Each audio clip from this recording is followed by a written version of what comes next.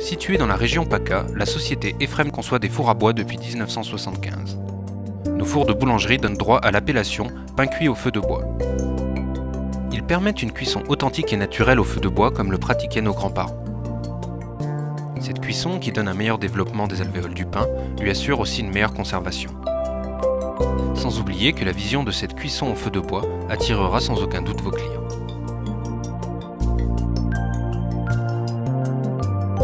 Le foyer a été placé à l'arrière du four afin de distinguer les produits propres, la farine, et les produits sales, le bois, et de pouvoir disposer d'un grand foyer. On peut en effet rentrer dans le 4 mètres carrés et le 7 mètres carrés des bois d'une longueur d'1 mètre. Pour chauffer le four avec la flamme qui entre à l'intérieur de la chambre de cuisson, nous utilisons un volet en inox qui simplifie les manipulations. On ouvre ce volet, ainsi que les horaces sur le devant du four, et lorsqu'on atteint la température souhaitée, il suffit de refermer ce volet. On n'a plus à s'occuper du foyer.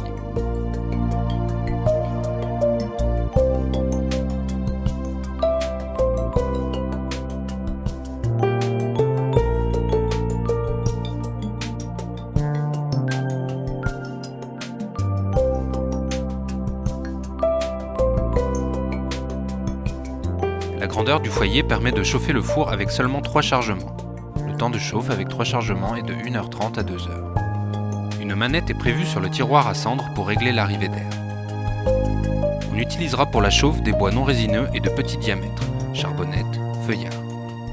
On peut également chauffer le four avec des bûches reconstituées. Dans ce cas, on n'aura pas besoin de remplir totalement le foyer, car ces dernières ont une puissance calorifique 2 à 3 fois supérieure aux bûches en bois. Après la chauffe du four, lorsqu'on aura atteint la température voulue d'environ 280 degrés, on laissera poser le four 1h à 1h30 afin que la chaleur puisse être absorbée par les masses constituant le four. En effet, un enfournement du pain trop tôt brûlerait celui-ci, car la chaleur dans la chambre de cuisson serait trop violente.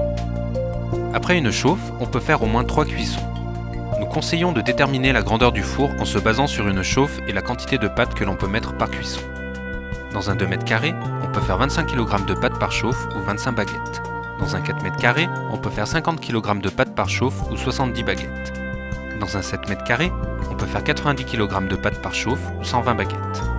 Par exemple, un 7 mètres carrés est prévu pour faire environ 270 kg de pâte par jour, puisqu'on multiplie les 90 kg d'une cuisson par 3.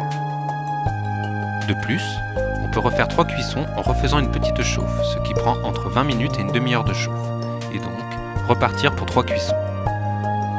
Nous conseillons néanmoins, dans le quotidien, de partir sur une chauffe par jour permettant 3 cuissons.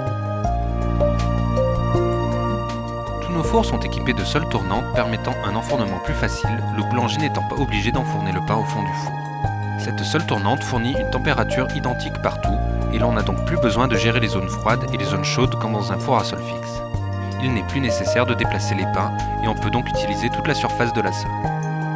Les épaisseurs de sol importantes, 35 cm pour le 4 mètres carrés et le 7 mètres carrés, permettent une diffusion de la chaleur dans cette épaisseur et évitent ainsi les effets de ferrage tout en donnant la possibilité d'effectuer plusieurs cuissons avec une chauffe grâce à l'accumulation de chaleur. Nos fours fournissent une inertie optimale grâce à l'importance de leur masse. Par exemple, un four de 7 mètres carrés pèse 12,6 tonnes. Nous utilisons différents matériaux réfractaires suivant l'effet désiré. Matériaux réfractaires isolants, matériaux réfractaires de masse, matériaux réfractaires de tenue à la flamme. La hauteur de voûte a été spécialement étudiée pour assurer un meilleur équilibre entre la cuisson du dessus et du dessous du pain, un meilleur équilibre entre les températures de sol et de voûte. Nos fours sont équipés d'une boîte à buée comprenant des résistances électriques fournissant de la buée à volonté. Le détartrage de cette boîte à buée a été simplifié par un accès très facile de la canne à buée dans le but d'un démontage rapide. D'une porte basculante, conçue avec une ouverture minimale pour limiter les pertes de chaleur, et d'une fenêtre laissant voir les flammes.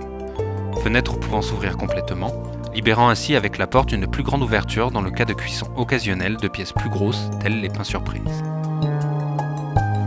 D'un tableau électrique complet avec un bouton marche, arrêt, avant, arrière de la sole, assisté d'un variateur de vitesse, d'une commande d'éclairage, d'un bouton poussoir pour l'appareil à buée, d'un coup de poing de sécurité et d'un indicateur de température. Un système a été prévu pour nettoyer automatiquement le joint tournant, pièce assurant l'étanchéité entre les parties tournantes du four, et les parties fixes du four, ce qui évite le blocage de la sole. Tous nos modèles sont vendus avec des façades en briques rappelant les fours d'antan.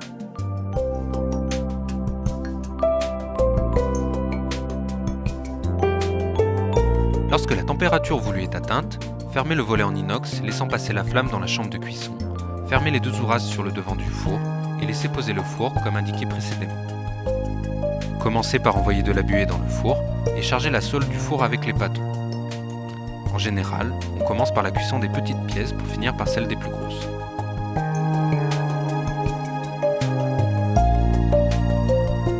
L'entretien du four se limite à 2 graissages par an, 2 ramonages des conduits de fumée et 1 à 2 détartrages de la boîte à buée, suivant la dureté de l'eau.